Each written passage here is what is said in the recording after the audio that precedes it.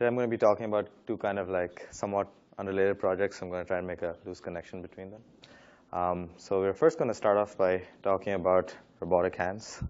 So why do we care about robotic hands? So we have these complicated hands like the shadow hand and the Gifu hand and so on, and they're cool because they can do a lot of things which normal parallel jaw grippers can't do. So manipulation with delicate objects or things where you have objects which are structured for human use are hard to do with a parallel jaw gripper, but you can do them a lot better with the hand. So they can perform dexterous manipulation, which is hard for standard grippers, and that's why they're useful. But the reason we don't see them more often is because they're expensive. They cost upward of like $100K. They're fragile. They break really easily, and you only find repair people rarely. They're dangerous because they may damage humans and objects, and they're quite complex to control. So how do we deal with this and still use robotic hands? So a possible solution is to use the soft robotic hand. This is a hand made by a group at TU Berlin, Oliver Brock's group. It's called the RBO hand 2. And the way it works is it's made of this silicone rubber, and it's pneumatically actuated, so it has air inflate each of the chambers, and that helps you open and close the fingers. So you have 4 fingers and 1 thumb, and you have 7 degrees of freedom. And it can pretty much do all of the things that a human hand can do, except it's made out of rubber and inflated with a pump, which makes it quite difficult to control. But the advantages are that it's really cheap. It's under like $1,000. It's robust. It doesn't tear easily. It can deal with colliding with a variety of objects, and it's safe and it's compliant. So that's why it's useful for manipulation. But the challenges are the sensing is just some pressure sensors on the valves. It's hard to actuate because you're just specifying a time for which to open the valves to let air in and out of the hand, so it opens and closes. And there's basically no model. Sorry. There's no model. There's no model for the hand which we can use for planning and so on. Right. Huh? There's probably not. You could probably put some stuff on there, but right now the way the hand is, it just has the pressure sensors for the valves, so it can detect some like rough changes in pressure, but not very detailed ones. There's 7 valves. Yeah. Okay. So traditional control stuff doesn't really work that well here. Yeah. Is there air pressure sensors? Yeah. So can you sense the changing volume of the hand from the pressure differential? Right. Yes, you can. Yeah. Like So attack. right, exactly. So you can sense the pressure in each of the valves, and you have 3 degrees of freedom on the thumb, then 1 for each of the fingers, and the fingers basically curl and open. And cool. Yeah. So this doesn't work great with traditional control. So what are we going to do? We're going to use learning from demonstrations with some reinforcement learning to try and control this. So learning is going to help us because you can control somewhat complex systems. Demonstrations give us some guidance so that we have more efficient learning. But there's some challenges with traditional learning from demonstration methods. So typically you're given demonstrations either through kinesthetic teaching, where you actually hold the arms of the robot or hold the fingers and then move them around. But as soon as your hand is pneumatically actuated, it becomes hard for you to do that. You can't really, and if you have to use multiple fingers at once, you can't really do that. So kinesthetic teaching doesn't really work here. And teleoperation doesn't really work well either because the hand is not exactly anthropomorphic. It doesn't have the same degrees of freedom. So, and we don't really have a good model, so doing teleoperation on this hand is pretty difficult, especially when your skills are a little more complicated. So what do? We ignore the hand, and we say we only get demonstrations of what the objects are going to do. So here's a video of me manipulating a bunch of different objects. And we're just tracking the way that the objects are going to move, and that's going to give us a reward function for what we want to do with the hand. So we call these object-centric demonstrations, but they're really easy and really quick to provide because a human demonstrator just needs to move the objects around. Yeah. No, you're recording the face space. Right now we're just recording the ground truth position using the motion capture markers. Yeah, but you could do it with video. Okay, so given this object-centric demonstration setup, let's see what the problem statement is going to be. Let's say we have k distinct object-centric demonstrations, and we have a number of initial states which we have a distribution D over. we want for any initial position, which we sample from this distribution D, we want to successfully generate behavior that imitates any object-centric demonstration. So all of them are valid. It's just not clear which behavior you should be achieving. So we want to achieve some successful behavior wherever you start. This is for one particular object. Yeah, right. Yeah. So the same object, you just have demonstrations in like various initial parts of the state space and doing it in various different ways. And you want to always have a successful execution. So the approach we're going to roughly take has 3 different parts. So we're going to start by breaking this down kind of like the way guided policy search breaks problems down. We're going to say that we sample M training positions from this distribution. We're going to sample M initial states of the world. We're going to initialize a local controller which starts at each of these positions. For each of these local controllers, then we want to infer how exactly to perform the task using that local controller. So we're going to find some instantiation of a demonstration which works and try to copy it. And then once we have successful local controllers from a number of different places, which are actually done by the robot, then you can generalize over them using supervised learning. You have explicit actions. Not in the demonstrations. So So how do you decide the inference? right, that's a good question.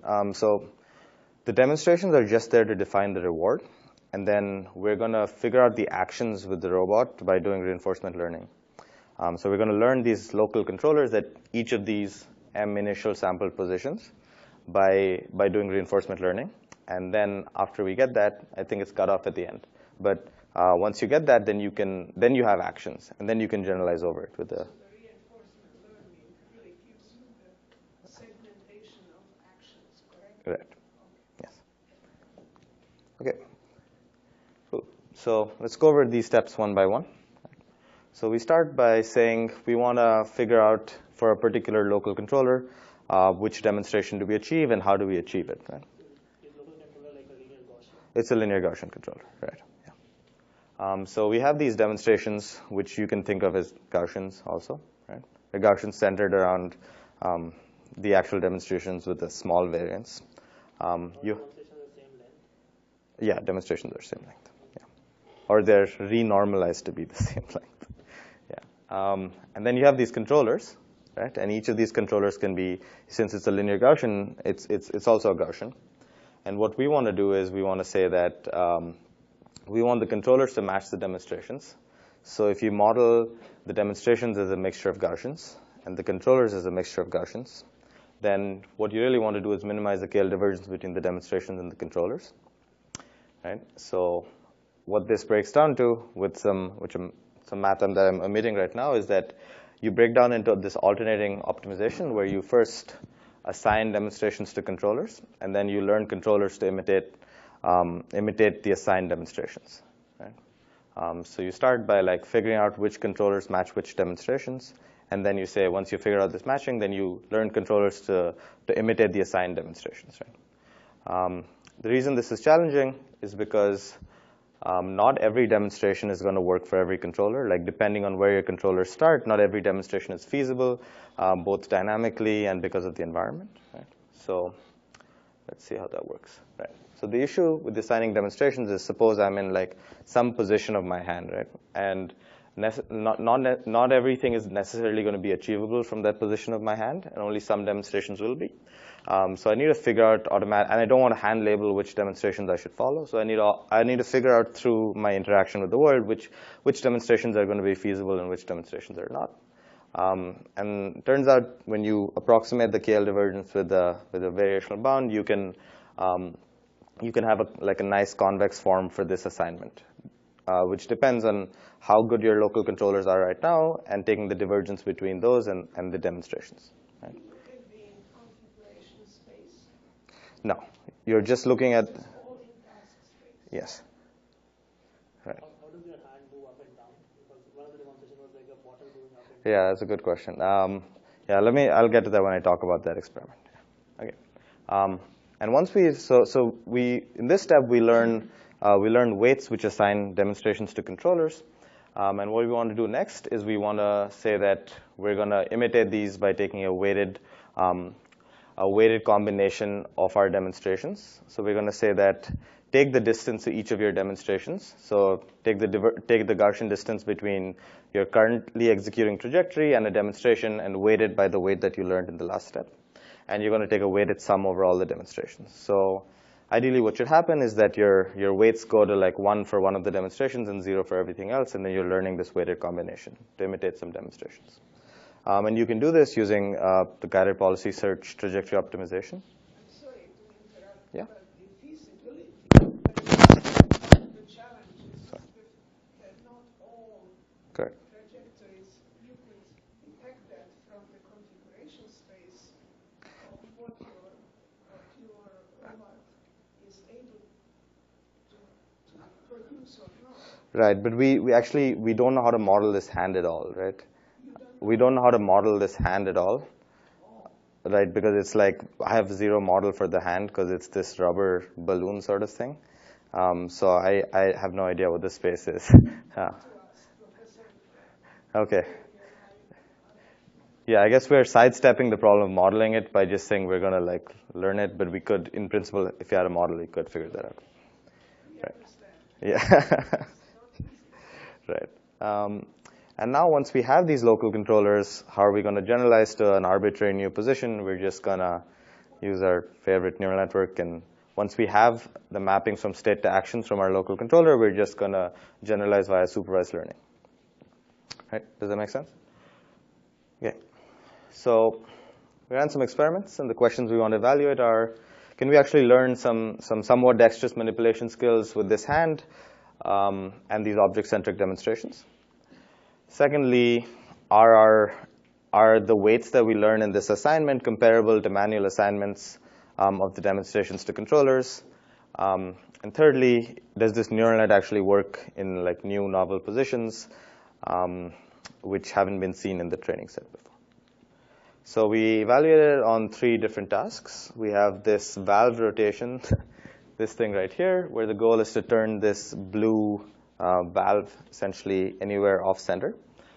There's this abacus bead pushing task where you have this like small beads of the abacus and you need to push a particular color. And then there's a bottle grasping task where you have a bottle and you need to grasp it and lift it. So we start off with the valve rotation task. So the task you want to do kind of looks like that. And our method is able to do it quite well. So it's able to turn the valve off center. I'm going to omit the rest of the results because I don't have enough time.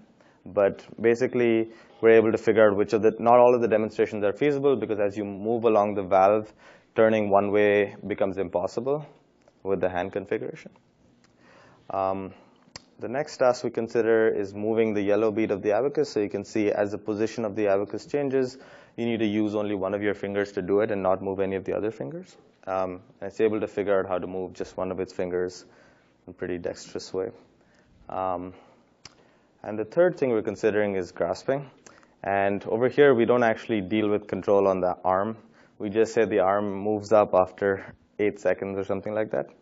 And the goal is just to figure out how to grasp. But you only get reward when your object actually is fully grasped and moving up. So it's like a discontinuous sparse reward. But it figures out how to close the hand and grasp things. The moment you go up, you get some reward. Yeah, but the thing is, if you go up before you grasp, then you don't get any reward. So you need to figure out that you have to close your fingers tightly, otherwise you don't get any reward. Right. Okay. Cool. So for more details on the experiments and stuff, which I couldn't show right here, you can look at the paper. It's published at IROS, I think. Yeah. Cool. So the first thing we talked about was using these object-centric demonstrations. And what that means is that you're ignoring the manipulator. You're saying that the manipulator doesn't matter. You just focus on the objects. But you're losing a lot of information by doing that. And what you really want to do is you want to have something which is manipulator invariant. So let's say you have this 7 degree of freedom arm which is on the PR2, and you have a 5 degree of freedom industrial robot. Right there, the spaces are very different. You don't exactly know how to map between them. right? And you could say like the end effector is going to be the same, but for I guess more different representations, you want to figure out an invariant space in which you can map different manipulators, right, or different agents. So the motivation is, let's say, like a human knows how to perform like a task where you're opening a drawer or something, which is difficult to do. You want to be, even though the embodiment of the human is pretty different from the embodiment of the robot, you still want to be able to transfer some information. So even if you don't have an exact policy, you still want to be able to guide the exploration of the robot so it doesn't have to explore everywhere. It kind of knows directed that it has to search around the drawer and know what to do. Right? Similarly, across these different manipulators, we can't actually transfer a policy which is going from full joints to full actions because the spaces are different. But we can say that if we have this invariant space between these two agents, then you can like guide learning in the target domain by looking at the trajectories of the source robot in this invariant space. Right? So that's kind of the intuition behind what we want to do. And so we're going to take a little bit of inspiration from nature, and so there's some work which shows that when monkeys are using different tools, the same neuron in their brain is firing irrespective of the tool that they're using. So they're saying that if you're using a shovel versus if you're using your hand versus if you're using a rake, the neuron is always firing corresponding to the tip of the tool. So it's like readjusting its notion of what an end effector is based on what tool it's using. And similarly, when you're using these pliers or you're using reverse pliers, which operate pretty differently, you adapt the notion of what your end effector is automatically, right? And that's kind of shows that there's some invariant space in which all of these different tools are kind of mapping to the same thing. Right? So the problem we want to solve is that we have a source robot S, we have a target robot T, and we're given some optimal trajectories in the source domain. And what we want to do is we want to learn these functions f and g so that we can embed states from the source and the target domain into this common feature space. And once we have this common feature space, we want to use that to transfer skills from the source to the robot. Yeah. So let's go over what we're going to do to try and solve this problem. We're going to start by saying we're going to have 3 steps. We're going to say we want to establish correspondences between the domain via looking at prior experience. Once we have these correspondences, we want to learn some invariant feature space. We're going to go back and forth between these steps for a little bit, and then we're going to say once we have this invariant feature space, we're going to use that to guide reinforcement learning when you're learning on a new system, right? Cool. So how do we establish correspondences via prior experience? So we add an additional assumption saying that we assume that both the source and the target robot know how to do some prior task, a proxy task, right? So let's say both the source and the target robot know how to reach to different points, or they know how to push an object around. We want them to know how to do something easy, and we say that once we know how to do this easy thing, we can align optimal trajectories across both the domains by time. So we say that suppose both robots know how to reach to some point, we can take their trajectories across time, and we can align them time-wise. And this may not be a perfect alignment, but we have this method where we start by using time alignment to get correspondences, and then we use that to learn a feature space, as I'll explain next. And then you go back and forth between estimating these correspondences and estimating the feature space.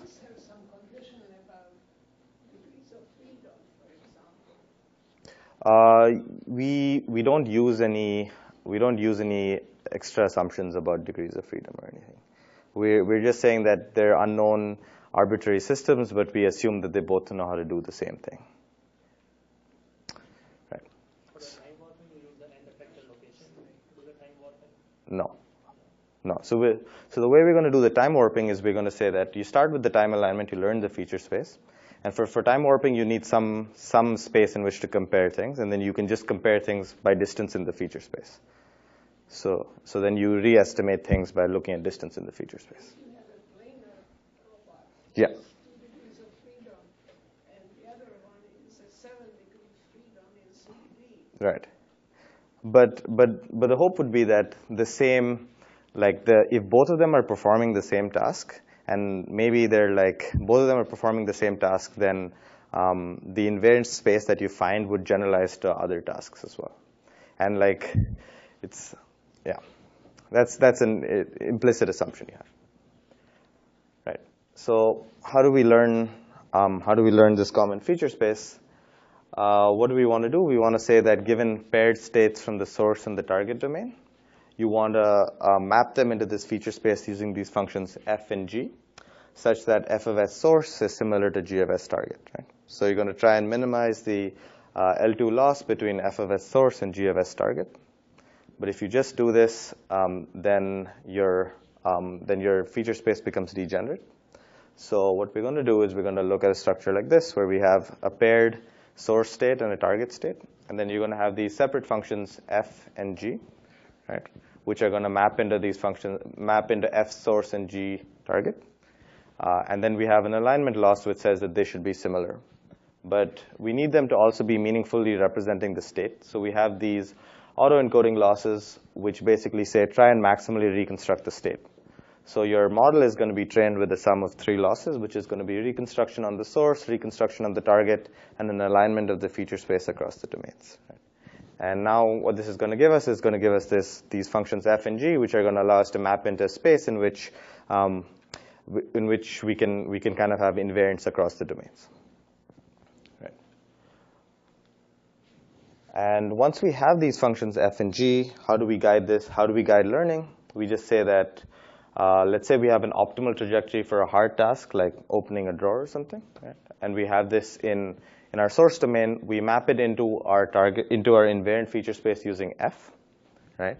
And then we say that we want to say the target domain should remain close to f of s source when mapped into the invariant feature space. So we penalize the distance between states in the target domain and states in the source domain when mapped into the invariant feature space. And that's added as a bonus shaping to the reward so that you can be guided to do a hard task, or a task which has somewhat sparse and discontinuous reward. Okay, so what do we want to do in our experiments? We want to see, can we actually transfer across different systems which have different dimensionality, look pretty different, and have different state spaces. And then we want to see, can we transfer using things such as images?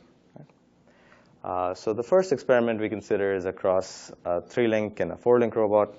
Right? So we ran these experiments in Majoko, which is why they look simplistic. But the goal is that we have to push this white block to the red goal. Right? And the reward function is just the distance of the white block from the red goal. The robot doesn't know that it has to actually go touch the white block. So if you just let it run, it's pretty hard to solve it without any guiding reward. And we assume that the source robot knows how to do things and the target robot doesn't, and we want to see if transferring information is helpful. Right? Okay, so when we assume prior experience, we say that both robots know how to, let's say, reach to some point, insert a peg, or push things around, right? And now, if we look at the actual task we're considering, we have the source robot knowing how to push this button in. And if we don't transfer any information, even after a large number of iterations, our target robot doesn't really figure out that it has to push the button and it has to get that reward. But with the transfer through the invariant feature space, you can see that we're actually able to solve this somewhat sparse reward task. Right? Yeah, and I mean, in this particular example, you'd expect the invariant space to be something corresponding to an end effector or something of that sort, because that's what you're using to manipulate. So we also ran some tests to kind of evaluate whether it does correspond to an end effector using nearest neighbors, and it does seem to have that effect. And numerically, the blue line is ours, or whatever color that is, the one that goes to the top. And we compare it against a number of methods using correlational CCA, I forget what the full form is, and unsupervised manifold alignment, and other methods we try to map directly from one domain to the other instead of trying to map into an invariant space. So the next task we considered is we have a torque control robot, which is saying that you're applying torques to each of these joints. and you have a tendon control robot where you have these tendons which are trying to contract and basically control these joints, and they're coupled so that the mapping between the state and action spaces is pretty difficult, because here your state space is just your positions of, or is just your angles, is just your joint angles, whereas here your state space is your lengths of your tendons and so on. Right? And the system is coupled, so we're not very sure how to map between them. So in this case, we consider the same proxy task. We're reaching to different places. I use that to establish the correspondences. And once we have that, then we say that the actual task we consider is pulling this block. And the reason it's difficult is because you have to like go around the block and pull it, and if you don't specify that you have to do it, then RL kind of struggles to go around, so it kind of does something like that. And it just hits the block, it doesn't know that it has to go around. But with the transfer from your source domain and the invariant space, it does seem to be able to understand that you have to go around the block and pull it and so on. And again, numerically, we seem to be doing a lot better than several of the previous methods.